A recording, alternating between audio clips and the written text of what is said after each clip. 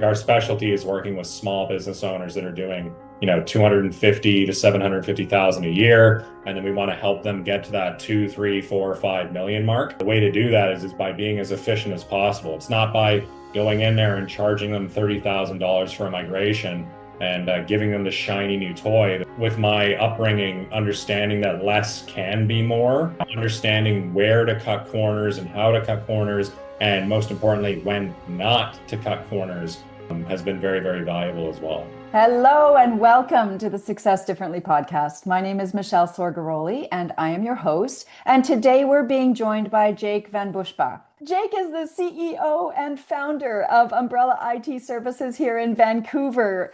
He is a person who likes to lead with a people-first approach to technology and help small businesses grow through trust, clarity, and smart systems. But he's not just a tech expert. Jake is also on a mission to demystify technology. And Jake, people like me are so grateful for people like you.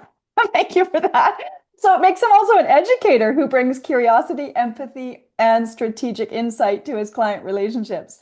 Fun fact, outside of work, Jake is a passionate hiker and a voracious reader who explores everything from philosophy to science and history. So Jake, welcome. I'm really looking forward to this conversation. Thank you for being here. Yeah, thanks, Michelle. I'm really excited to be here. So thank you very much for the opportunity. Oh, it's a treat. Now, I was on your podcast several years ago, and it's been an opportunity now to bring you onto this one and to share a little bit about your story and what's inspired you when you first founded Umbrella IT Services. That was in 2013, if I remember. Is that correct? Yeah, that's correct. Yeah. Nice. So we're going on a dozen years. Yeah, I know. Yeah, it's been a bit of a journey. So yeah, we hit 12 years this July. Oh, So wow. Congratulations on that milestone. It's nice to make it into double digits. yeah, no Kind pun of a big deal. intended. So my question is, when you were, as I understand it from having known you before, you started out kind of just helping your friends and family with their technology challenges and their needs. And at some point you decided that this could actually become a business. What sparked that inspiration for you? Yeah, so it was a necessity. I won't get too dark with it, but essentially, the story is that I've always been helping people with tech stuff. So I think my grandfather kind of trained me to be like this. So when I was very young, I would go visit him on the weekends, almost every weekend, sometimes for longer than a weekend. Him and my grandmother out in Hope. Mm. And basically, he would have me load his camera up with photos, take the photos off the camera, install printer drivers, and he would have me do the same things every weekend and just basically be his IT support guy. And I had those skills kind of instilled in me very, very young. And I was always helping family at Christmas time. And I was always in the tech lab in high school Hmm. and just always been a big geek with the computer stuff. And I ended up graduating from high school and moving out on my own. I ended up on government welfare actually. And when I was on welfare, I was working at McDonald's and I was in a jobs program. They were trying to place me somewhere. And some of my family members have found great financial independence through HVAC, the trade, heating, venting, and air conditioning. Hmm. So I thought I would follow in the family footsteps. And I got put in touch with the union.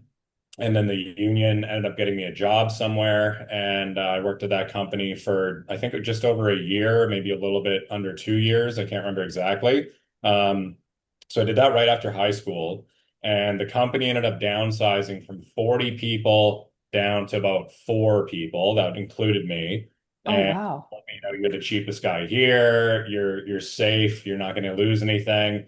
And they ended up laying me off. And I called the union, and the union told me, you're going to go up north, you're going to build a McDonald's, we got a job for you.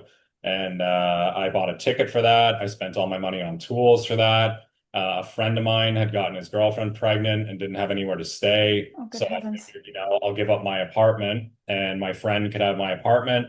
I'll go up north with all these new tools and all this stuff. And then the day before the flight, the union called me and told me that the job had been canceled. So I basically had about $50 in my bank account. I had nowhere to live, and I was basically just stuck. And my old journeyman, who I'd always kind of like butt heads with, actually ended up being like a big savior for me. So he called me and he said, number one, the reason I was always so hard on you is because I knew you shouldn't be doing this. You were always talking about computer stuff. You were always doing this and that on site. Oh, And wow. I'm really happy that you're out of the trade and now you can do what you're supposed to be doing. And he basically offered me one of my first jobs, which was going over to his place, cleaning up a couple laptops and jailbreaking some stuff for him, setting up a TV, things like that. And he gave me a couple $100 to do all that for him. And he ended up referring me to, I think it was his wife's colleague who was a nurse, and I ended up going to their place doing something similar. And I kind of realized that this was a really good way for me to be able to make some money. So I ended up getting a part-time job at Virgin Mobile and American Eagle Oh my up goodness. in Vancouver, and I was giving out business cards to everybody there. I got my first business cards from Vistaprint. But yeah, so once I basically had the $50, I spent $27 on a screwdriver set at Canadian Tire, and I started putting up Craigslist ads to just do general computer repair, anything tech related for $25. And I would do anything and everything for $25. And yeah, that's kind of how everything got started. So I ended up being very, very fortunate with those Craigslist ads. I met a very generous real estate developer that helped me and introduced me to a lot of people. I met an incredibly like these two guys played a huge part in where I am today. He was a vinyl installer, and then his stepdad out in White Rock, and they referred me to probably 80 to 100 people between the two of them. And I would give them their bills at the end of the sessions, and they would pay me 4 or 5 times as much as I was asking for. And they would send me to everybody, and they were huge advocates for me when I was starting off. I was like 18, 19 years old. Wow. Between the Craigslist ads and a lot of these types of folks, there was an older gentleman, 83 years old. He introduced me to a lot of his friends, and it was just a lot of kind people in the community referring me to their friends and family. Those were the people that really got me off the ground. But between those referrals and the Craigslist ads and me just shoving my business card at everybody and anybody that would walk into American Eagle and Virgin Mobile, that's kind of what got things off the ground. So yeah. Wow, that is quite a story. Thank you for sharing that. Holy mackerel, it sounds like a tough start. Yeah. School of hard knocks, as they say, right?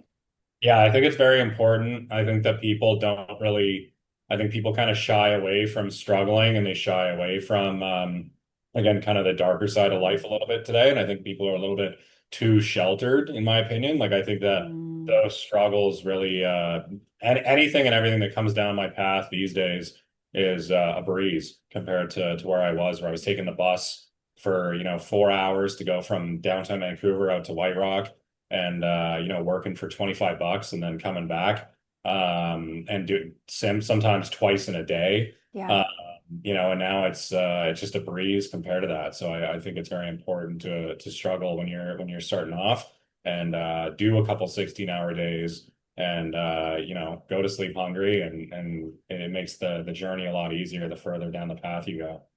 Isn't that the truth in a lot of ways, right? There's something about building resilience and grit and speaking and it certainly serves as an entrepreneur, doesn't it? Because there are times when that shows up differently, but still required as a Definitely. business owner, right? Yeah. Something that really stood out. You started in HVAC because your family had been there and they'd seen some success in that area. Is that what you said? I think I heard that. Yeah. Um, so you started there and you said your journeyman was really hard on you, and he admitted to being hard on you because he saw your talent for technology and computers, That's what right? he says after the fact. So I'm going to believe him on Well, that. interesting. It got me questioning. I thought, the question came up for me when you shared that was, what does caring look like? Yeah. If we assume that to be true, that he was hard on you because he wanted you to see that you could do something different, what does caring look like when you have an advocate like your journeyman who is trying to support you to make a change? I'll spare the specifics, but it's very, very difficult. It basically trying to get me to quit every day. Isn't that, it's funny. It's very interesting. I have not the same story, but I grew up with a similar philosophy at home with my father because I went to university after well, I worked a couple of years and then I went to university. After being out a couple of years, I was just working as a server. Then I went to UBC. Um, and he did everything, literally everything in his power to stop me from graduating with a degree. Mhm. And the reason he didn't want me to get a degree was because he felt that it would get in the way of my ability to be free and be an entrepreneur. So he valued that, the entrepreneurial journey more than he valued the path that an educated diploma or degree holding person might have, which I don't necessarily share that philosophy, but nonetheless, it was a very similar. He was my advocate and made it very difficult for me to Yeah. get to follow my path, right, so to speak. So what does caring look like? It got me thinking about that. And do you, as you reflect back on that experience with your journeyman and how he then endorsed your path around technology, was there any insight or learning that you took from that as you moved forward in your journey at that time? Yeah, again, it just comes down to like at the end of the day, like people are good, I think is a really important thing to focus on is like you can trust the people around you. And at the end of the day, like I think that we kind of get sucked into the negativity in today's world. I think it's so easy to focus Yeah. on, reading the news and you read all these horrible things and you kind of get these negative preconditions put in your head and you start to make all these negative assumptions. And I think it can really hold you back from reaching your full potential. And I think it can absolutely destroy uh, who you are. I think it can put you into despair. And if you're able to kind of take a step back and focus on what really matters, then I think it becomes very, very easy to just kind of follow your instincts and move Mm. around and go where you're supposed to be. But yeah, with him personally, it was just I never really let anything get to me with that. And again, like it wasn't like he was particularly nasty or anything like that. Again, I have nothing but positive things to say about him and especially my foreman. My foreman gave me a lot of tools that are invaluable today in my business. I run my Mm. business based off the way my foreman would run the sites. And he was absolutely incredible to me. He was like a second father. But yeah, I would just say again, like if you're in a dark space and you're getting a lot of pressure applied on you, and it's important to not like hyper focus on somebody or to take that negative energy and put it on someone and hold them as like this icon of Mm. evil or hold a grudge against Yeah. somebody. Like as soon as you start to harbor resentment or you like if I was negative towards him and he were to offer me that olive branch and I were to have smacked it away out of resentment, like I might not be here today. Again, I'd be wherever I needed to be, but Right. if I had turned dark on that, I would have missed so many opportunities in life. So I think it's important that again, no matter who or what is Mm. going on, you just can't turn negative on things. You have to always approach each day as a new day and stay positive and approach things again with an open heart and an open mind. I think that's very important. Yeah, that's gorgeous. Again, just coming back to that, if you, um, when you said when he was being difficult and hard on you, if you can see the goodness inside the challenges, if you will, and always looking for what do they want for you? Like what is someone trying to share or trying to tell you or trying to help you see. And they're, as I like to say, they may not be, as I like to say about my dad, he may not have been skillful in Yeah. how he helped me learn. But nonetheless, his intention was, I would always believe that it was positive, right? No matter how it felt. So what does caring look like? It's funny because caring comes in many different formats. And sometimes it doesn't look like caring. Sometimes it can look a lot different and feel a lot different. So it's Yeah. interesting to try to extract the what is the caring or what is the goodness or what is the kindness that is trying to be communicated to me that it doesn't feel that way. Yeah, I think that like the most important thing, if I could summarize everything in like a sentence, would just be that gratitude Mm. incredibly underrated in today's world. And it's very easy to focus on the negativity and to be kind of resentful and things like this. Like, but I think that gratitude is kind of the key to open up any door for you. Like if you're, again, I had a job. You know what I Yeah. mean? Like I Yeah. got away from the McDonald's lifestyle. I had a career path in front of me. Working for somebody like that, if I went and worked for anybody else, would have been a breeze because of that. I had to do the best Yeah. I could every day because of that, et cetera. And again, it's just there's so much to be grateful for every single day that, I can't remember the saying, there's, X amount of seconds in a day. And, why would you let 60 seconds of that ruin the rest of it? So it's again, just being grateful is so important. It doesn't matter where you're at, what you're struggling with. Like, even if, again, like to get a little bit biblical with things, like I think that the story of the resurrection with Jesus is kind of a really important anecdote for this. And again, I don't want to offend anybody one side or the other with this, but I think that it means that even if you're dead, you can still be redeemed. So even if Mhm. you're, an alcoholic for 10 years, you can turn your life around Mm. any second that you want. Any second of every day, you can have enough and you can make a positive change in your life. And again, it's important to be grateful for things. But again, even if you're dead or near dying, Yeah. you can turn things around. My dad is currently struggling with Hmm. late-stage cancer, and all of the doctors, all of the nurses, all of his neighbors, all of the friends and family, people are calling me. I'm seeing people in person. They're telling me they've never experienced somebody that is so positive.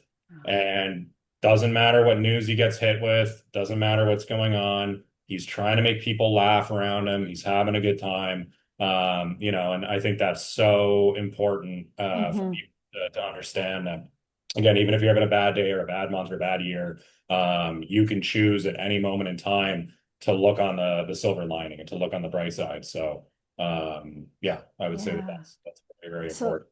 I'm hearing that this is something that was part of your family culture with your dad's influence of having so much positivity and gratitude, it sounds like. Is that accurate? I wouldn't say so. No, my family was very disjointed. So again, I Okay. was living on my own on government welfare when I was 17, 18 for a reason. Hmm. But just in the last year or so, since Oh, interesting. it's So if that wasn't part of your family culture as a young man, where did your wisdom around gratitude come from, do you think? I would say probably the last like 5 or 6 years. I was listening to one of my favorite comedians, and he was just doing a live stream talking about real estate and things like this. And as a side note, he just mentioned a book called The Four Agreements. Oh yeah. The Four Agreements is a book that really, not to be like cliche or whatever, but it changed my life. And that was when I really started to kind of get out of this negative energy as fuel kind of mindset and just this fight or flight that I had been in for 8 or 9 years. And I really started to focus on, not making assumptions, not taking anything personally, doing my best all the time and being impeccable with my word. Those are the four agreements. And that kind of gets rid of something that indigenous communities call Watiko. There's another really good book called Watiko that I'd recommend people read if they're struggling with these type of things.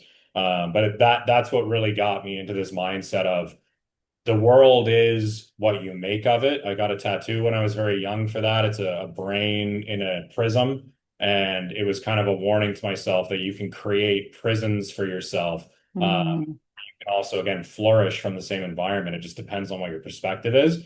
But the Four Agreements book really gave me a crystallized, distilled, and succinct summary of the kind of the power that you have to again control Mhm. anything and everything that's going on around you, and kind of again like divine power and things like that. So spiritual, religious, whatever you want to call Hmm. Hmm. it. So probably 5 to 6 years ago is when I really started practicing the gratitude. Interesting. Tony Interesting. Robbins is all fantastic. So Sorry, what's that? Tony Robbins as well. I Hmm. recommend. He's fantastic. Some of his earlier books, Hmm. I think it's Awaken the Giant Within. It, Hmm. like Atomic. It basically that one book is like an hour and a half on Audible, and it contains all of the main points for me personally of books like Atomic Habits and 4 Hour Work Week and all these kind of things that all these entrepreneurs are told to read all the time. Alex Hormozy's stuff, all this type of stuff. That book from Tony Robbins it just includes everything that you need from there, in my opinion, and it is a super super powerful book for again just helping you turn your life around Nice. negativity and focus on the positivity. So it sounds like this is something that's a journey that you've been on for a little while as well. Yeah, exactly. Yeah, definitely. Beautiful. Um, Going back a little bit, you mentioned your foreman. We talked a little bit about the journeyman. You also mentioned your foreman in passing and said you run your business like your foreman ran the sites, I think you said. Oh yeah. Um, what is it that really stood out from you in those lessons with your foreman that you've carried forward into your business today?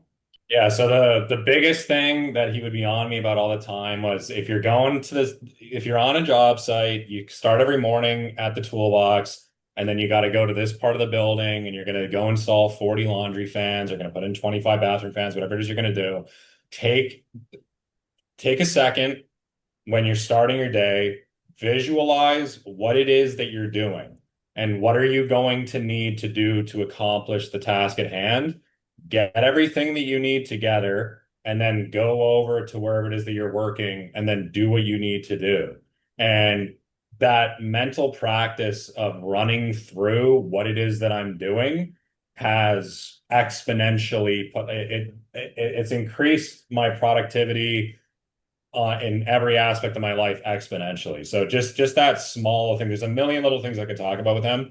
But he picked me up from my house with going out of his way for no reason, just kindness, generosity. Mm, Yeah, the patience from the guy. I was terrible at the job. And he really was my advocate over there. But as far as I'm aware, but just visualizing what it is that you're doing, figuring out from start to finish what it is that you're actually going to be doing that day, getting everything prepared, and then going for it. So now my team, we have morning huddles every single day where people go, this is my schedule, this is what I'm doing. They go through all of their tickets in the morning, all their project tasks, mm, anything that they have on their plate, and they go, what am I doing? What do I need to do? Are my communications in line? Is my to-do list updated? Are my appointments set? Are my resources in place? And this has all been completely standardized across the business.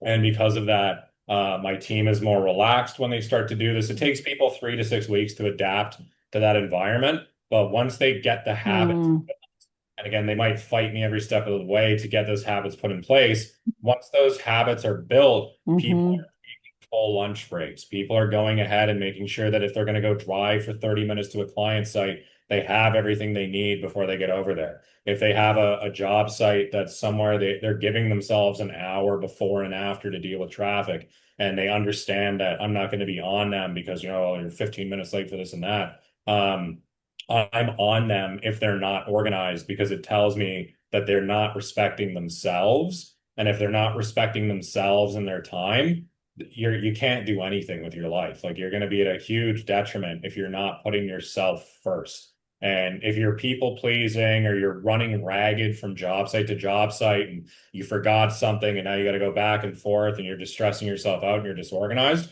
it's just going to cause chaos for you personally and professionally. And it's not hmm a good way to function. So I always make sure that people visualize what it is that they're doing, they get their resources, they get their processes, and they get their mindset straight, and then they go ahead and do whatever it is that they need to do.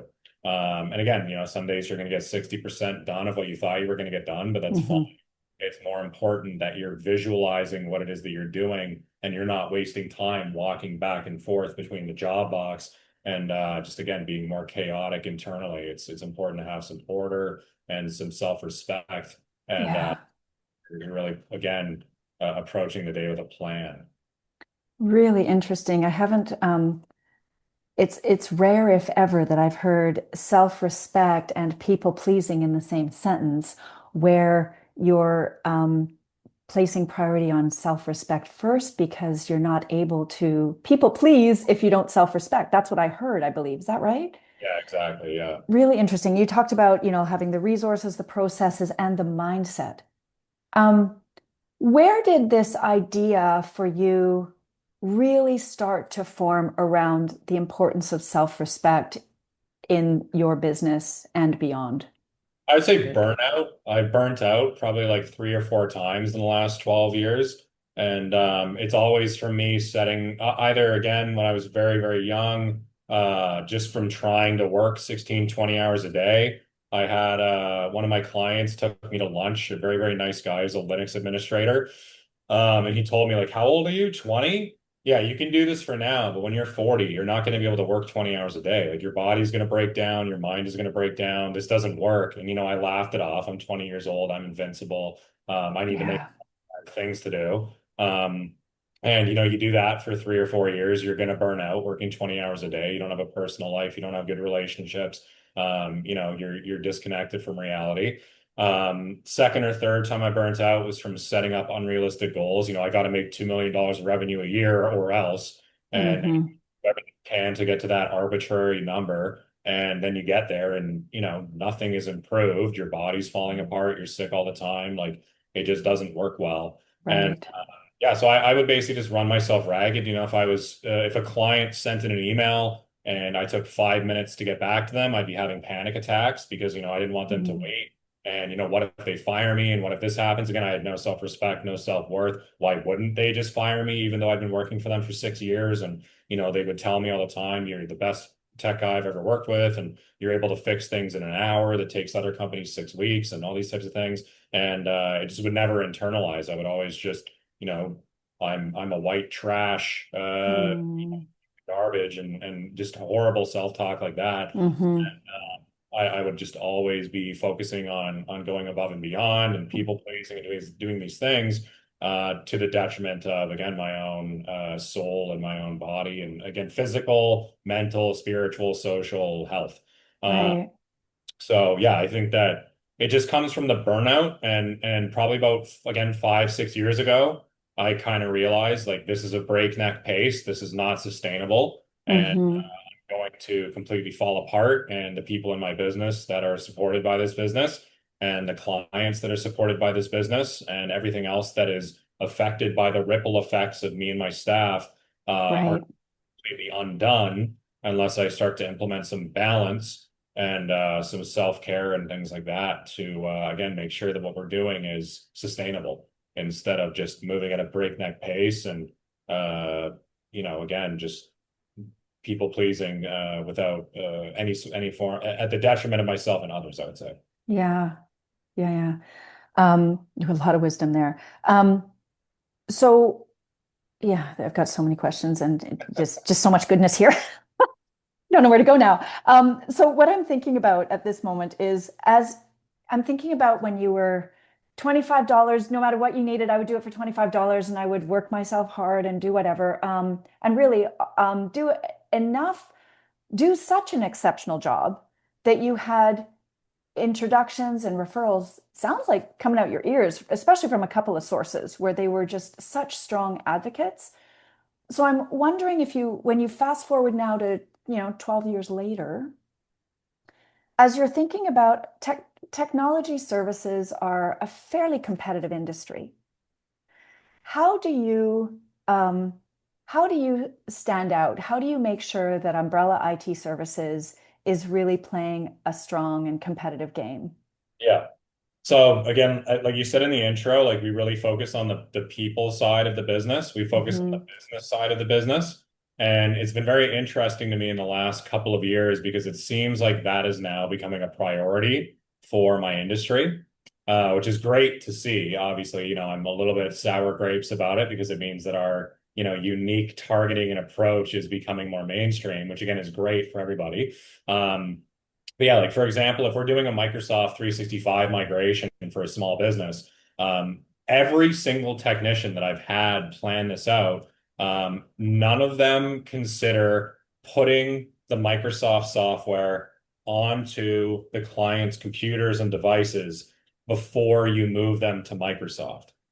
Just the way that they've been doing things for 5, 10, 15 years, whatever that is. So we have an approach where we have a form people fill out. They fill out the form. We build them a demo. We revise the demo for them. We Mm. deploy the software to all their different devices. We train their team in how to use the tools. And then we do a little bit of a migration. And then we verify that migration went well. Then we train everybody again. And then we do a launch.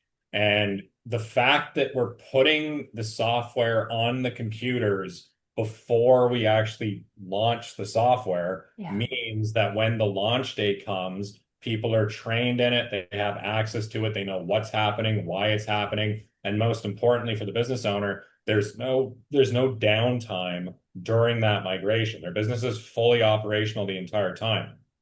I don't know why this isn't the standard. Like from my experience, we've gone into, probably 50 different businesses that have either had migrations done or had quotes done from other people, including quotes from other people, we're in the triple digits. But nobody seems to consider the fact that having downtime or having staff that don't understand the migration, or they don't understand how to use the new tool, or they don't understand how their workflow is going to operate in this new environment is going to cause a catastrophic amount of damage to the business. It could be 6 weeks of, flailing around trying to figure out where your files Mm-hmm. went. We've gone into a place where they didn't even have access to their files for 4 weeks because they didn't Mm-hmm. deploy the software and they didn't have technicians available to get them set up with the software. So that's just a really specific example. I don't want to get super Yeah. technical, but just the fact that we think things through for people, again, the way that my foreman taught me from start to finish, what are we doing here? What is the game plan? And we consider things like how is the 53-year-old receptionist that has a hard time copying and pasting going to react to her workflow changing for the first time in 9 years?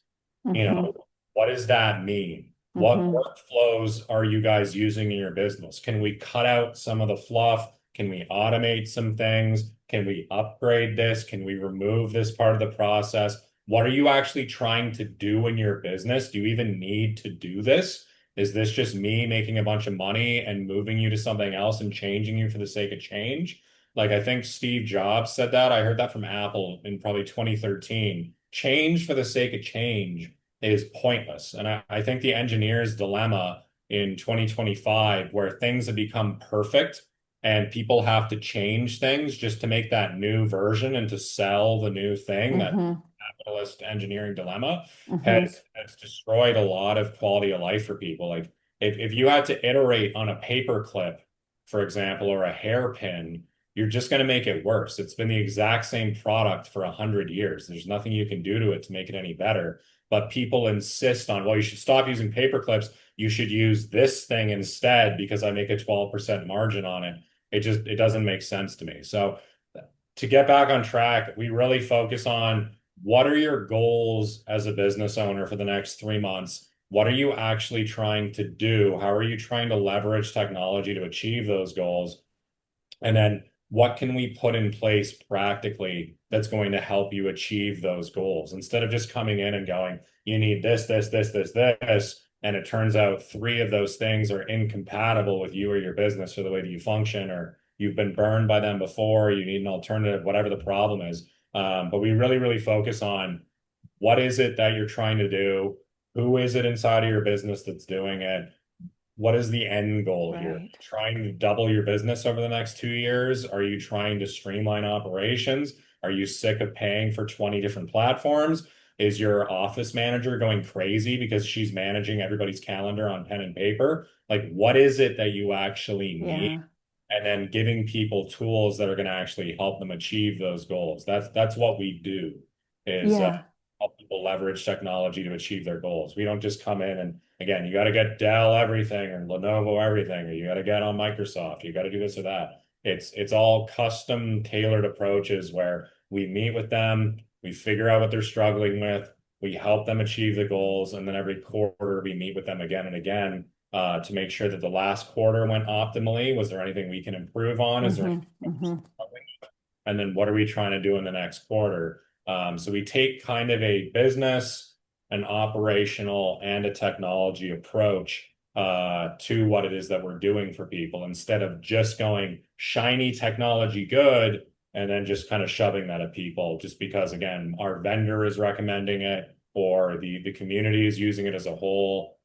We really want to make sure that, again, if you're a one-person startup, that's Yeah. trying to make a life-saving device and you're getting quotes for a server from my competitors for 10 or 15 or $20,000, are you okay if we get you a used server for $700 and then your startup funds can go elsewhere, or maybe you could get some security software and get a really good email system and spend some money on Google ads and do this and that. We turn away business and we turn down big projects all the time because we want people to direct their funds in a way that makes more sense for their startup or for their small business.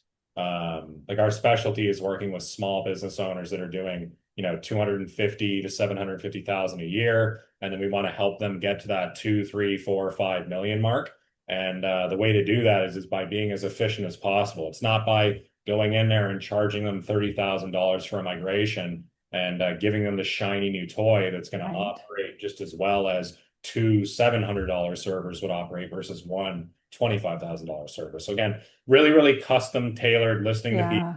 And then again, with my upbringing, understanding that less can be more and understanding where to cut corners and how to cut corners, and most importantly, when not to cut corners, has been very, very valuable as well. I'm glad you brought that up. Less can be more, and that is informed a lot by your youth.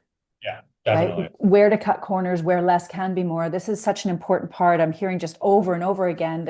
You speak to efficiency, but really what you're talking to is just making the most of all your resources at hand, optimizing all of them so that the whole system, the ecosystem is efficient and highly functional as opposed to just one component of it. That was what I'm hearing there. Definitely, yeah. Again, I have countless stories of engineering startups, bookkeepers, nonprofits, lawyers, anybody and everybody where I've cut corners and I shouldn't have cut corners and we got burnt. That thankfully is all decade-old stories now. And I've learned from those. But I also have, again, dozens and dozens of success stories where we were able to go, okay, do you care if this thing has a couple scratches on it and it's going to do the exact same job for what you need? And people say, no, it's fine. And some of these people now have won awards. Some of these people now run 8-figure businesses. And these are people that I would meet in coffee shops with ideas, or people that were about to go bankrupt that we were able to turn their businesses around. So that's spectacular. Yeah.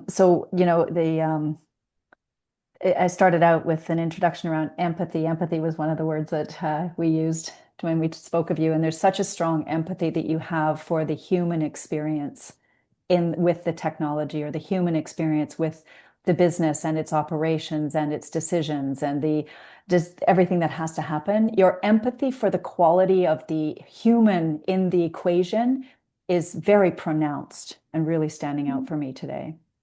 Yeah, it's very important. Like I think that again, I really like I did music for about 13 years, and the people setting up the curtains and the lights and the sound test and these B characters that aren't in the spotlight, I think are absolutely critical players. And that's what I look at with my company is we're not in the spotlight, we're in the shadows. We're helping these people, whether it's a nonprofit that helps sick children, or something like the Burn Fund, or it's an accounting firm that's helping small businesses, or a roofing company that's helping an old woman make sure that she's not sitting in a moldy house, whatever it is. The ripple effect of us helping these businesses operate smoothly, unquantifiable. So if we are able to get this mess out of the way and help these business owners do what it is that they're trying to do, the amount of good and the amount of people that it can uplift in the society that we live in, again, is unquantifiable. So I take it very, very seriously. And I think it's very important, again, to take a minute and be grateful and understand the impact that you can have just from smiling at somebody at a bus stop. That person could turn their whole life around from that 1 second. It's again unquantifiable to understand how much of an impact that you can have day to day on your environment. And I think that again, I'm in a very blessed position where I am able to work with all these business owners. I have the experience to be able to give them the advice. I'm able to ask them for advice and improve other people's systems. And again, because that business is running, they can hire that person. Maybe it's a single mom, and that single mom can do this now, and then the kids can go to hockey. The kid can go to hockey. Maybe the kid's going to go do this and that and this. And it's just impossible to quantify how much positive impact that has on the world. So, and I think again, it doesn't matter if you're doing roofing, if you're doing Mm. cleaning toilets. It doesn't matter what it is that you're doing, or if you're, a prestigious business consultant, all these type of things. Um, Anything that you're doing can have a huge impact on people. When I was working at American Eagle and Virgin Mobile, I kind of felt the same way about what I was doing because you just don't understand how much of a ripple effect one Yeah. thing of 10, 15 years down the road. And you're living proof of that as you think about the contributions that you made to others when you first started and where you are now in your Well, business. especially again, like this one guy in White Rock, the two guys in White Rock, one of them gave me $400 for a $25 job, and the other one just but unbelievable amounts of things from both of them, and that changed me as a human being. And to them, it's like, oh, nice kid, here's a tip, have a good day, see you later. But oh, by the way, my buddy, he needs some help with this. I know you can handle it. Can you do this? And then it's just, to them, Hmm. it's usual. They go on with their day. Um, but again, for me, that was a life-changing amount of generosity and being a part of their family and, being able to help them with the personal things I was able to help them with. It just, it's insane the amount of impact a small gesture can have. Beautiful. So, you've spoken so much about this, the impact that a small gesture can have, life-changing levels of generosity. That's what I'm hearing from Umbrella IT Services as well, life-changing levels of generosity and care. It's expressed through the work that you do and your level of care and empathy, that kind of generosity. Um, so you mentioned earlier, you said your unique approach is becoming mainstream. So how are you going to continue to stay differentiated? What are you thinking as you look forward as part of your business thinking? Well, I think that again, there's only one me, and again, like other people might now be starting to focus on business operations. These people are just starting on things Mm, like business operations. I've been thinking about it for 10 years. I've been thinking about unique ways to leverage technology, and we're doing a lot of cool stuff with AI. We're doing a lot of cool stuff when it comes to training. There's a lot of other areas of the business that we're helping people with, but even just our partnerships, like the fact that we have partners that do organizational and business organization consulting. We have digital marketers, we have wiring people, we have, just any and every sort of peripheral service that you can think of. We have these really strong partnerships where we can loop people in that will do a better, faster, cheaper job than we can. And hmm. learning from those people every single day. So I'm not worried about it at all. Like I said, I'm very happy that people are starting to think about like, does my client actually need this? And Yeah. before we turn on this AI or before we move them to this system, is this good for their business? So I'm glad that the industry is changing in that direction. It gives me a little bit of anxiety again to know that, we're going to be now kind of having similar conversations with people, but I don't think it's going to take away the fact that with my perspective and my team's perspective, that we're still able to identify things that other people can't. And we're able to sacrifice profitability and the number must go up game for what is best for the clients. Like we do free Mm, work all the time.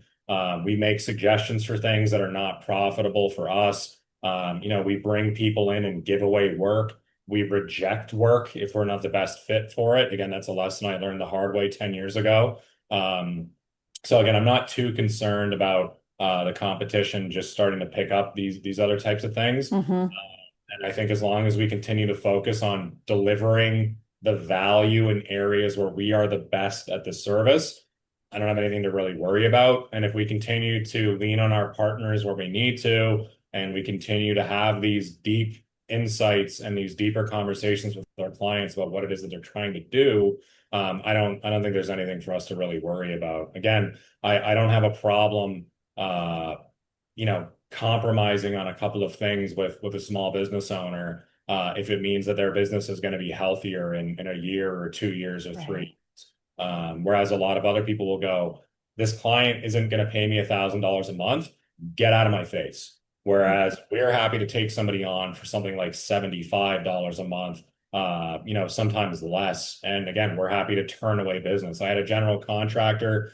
He wanted to use us for our phone system because we were in the same networking group. My phone system, it's a private phone system. You get a server from Amazon. or a Mm. Microsoft, whatever's a better fit. You got to pay for the individual lines. You got to buy all this stuff. And the cost of it was probably 8 or 9 times the cost of him just getting like a line two. It's a popular VoIP application, Hmm. dollars a month with them. And I just told him, save the money, get a line two application for $10, spend $70 a month on Google ads. And then when you have 3 or 4 or 5 employees and that cost differential swaps, give me a call. Or take that 60, 70, whatever it is, $100 a month in savings, spend it on email filters so you don't have to worry about security in your email. Spend it on this, spend it on that. Whereas again, other people in my industry will go $1,000 minimum, or we're not talking to you. So Right. and we're really happy to fill that small business gap. That's a really big part of our business. And again, most people don't want that business because it takes a long time for it to become big. Like we're not making Mm. 15, $20,000 a month from the majority of our clients, whereas a lot of these people are, and a lot of these people, I'm almost 13 years into this at this point, and my revenue is nothing compared to people that I know that have been doing this for 5 years and they've exited. They've made Hmm. millions of dollars a year. They're financially again a significantly better business owner than I am. And it depends on how you look at it. I prefer to look at it as a positive thing. Well, I Uh, was going to say significantly better has some judgment in it. I would say significantly different business owner with yeah, very different goals and mandates and personal vision and mission and purpose yeah. And again, they're for able to you. employ more people. That has a huge ripple effect. They're able to, do a lot of things with that energy, that money, that gives them a lot of power. Yeah, I'm sure they use it very positively. So again, there's ups and downs, right? If I absolutely. go to a couple of these people and yes to a couple other ones, and I had a couple extra $1 million lying around that I could use to again hire people and expand and do this and do that. It could have been maybe that is a better use of, and I would reach potential faster, but you can't really think about stuff like that, I don't think. Well, what I heard and have heard from you consistently through this conversation, Jake, is that you're really speaking to help people drastically improve their quality of life. You didn't necessarily word it that way, but the experience of their day to day, in any way that you can simplify that or make that easier, more joyful, less stressful, whatever it is, just simply down to the training. You made some really, really good examples right at the very beginning about how, if the technology is imported before the training happens, all chaos can ensue after. You're very, very sensitive to the human experience. So talking about demystifying technology for the benefit of the human using it, and the business owner. When you've got small business owners like those who you are helping, you're providing them with um, an amplified application of their resources.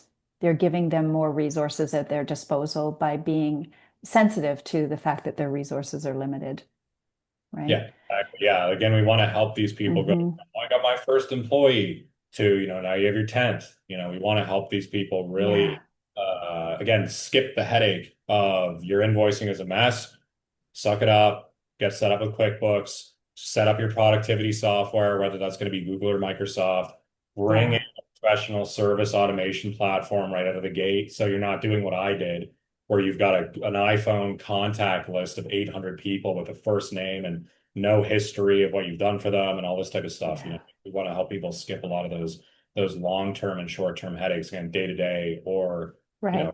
bite you in the butt Yeah. 3 times So, a day. just like as you mentioned earlier, just like you train your team to think ahead and visualize so that they are prepared and set up for success, you're obviously doing the same thing with your clients as well. You're helping them think ahead and setting up for success once your work with them is sort of implemented, if you will, and then continuing on. Um, so, so much from this conversation. Just as a quick wind up, as you're reflecting on what we've talked about today, any number of things that I would highlight, but I'm curious about what has really stood out for you in this conversation that you might like to emphasize for our listeners. Again, I would just say, because I'm assuming it's a lot of small business owners listening to this, I would just say, again, doesn't matter what it is that you're going through, what part of the journey you're in. You can always do more than you think you can. You can always break whatever your limits that you put on yourself are. and just keep putting one foot in front of the other. And you never know what you're capable of and who you're going to help next. And I think that's incredibly important to focus on. Mm. Yeah. Absolutely gorgeous. All right. So, for those who would like to experience life-changing levels of generosity from Umbrella IT Services, where might they be able to find you, Jake? Yeah, they can go to umbrellaitservices.ca. We have a contact us form there. They can just fill that out. That'll go straight to our intake email. And then we'll get in touch with them and we can set up a consultation and figure out what it is that they need. And if they're a good fit for us and we're a good fit for them, we can work together. And if not, then we can at least point them in the right direction and kind of get them set up. So yeah, that's pretty much the Through the easy. website. Amazing. Umbrellaitservices.ca, right? Yeah. Perfect. Alrighty. We'll make sure that that link is available for others. And Jake, thank you so much for a deeply philosophical conversation today that did bring in some history and a bit of science. So thank you for that. And we'll look forward to our Last next. thing that I'll say as well is that we are going to be doing, I've done it, like you said, a lot of podcasts and stuff in the past. We are going to be prioritizing content generation over the next year or so. So, Mm, again, if people go to the website, they'll see a lot of those things. But we're also nice. going to be really focusing on LinkedIn, X, Instagram, Facebook, and creating content for people that's going to be adding a lot of value to Mm, them. So, how can a small business owner practically implement AI? What are right. some practical uses of cybersecurity? There's going to be a lot of content like that coming from us very, very soon. So if people are interested in things like that as well, again, they can go to the website. We'll have our socials linked there. And if they follow us on the socials, I wish I knew what they were. I wish I knew I was going to be doing a plug like this so I could give people the actual things. I think it's the Umbrella IT Services on Instagram. But they can check us out on socials. And if they just want to stay up to date with, again, kind of navigating this overload of information in the tech Mm, sphere, they can send us questions on socials. And that will give me a tremendous amount of inspiration for what kind of content to make. But we want to basically give people a basic platform of what they need and what they don't need, nice. and then how to kind of build from that with this content. So I apologize for cutting you off there, but I just wanted to make sure that people are aware that we're going to be trying to make some content like that to kind of, again, help them navigate this information overload environment that we're in. Right. And there's that level of generosity showing up right to the very end. Thank you so much for today. It's been an absolute delight. It's been I great. appreciate you. Bye for now.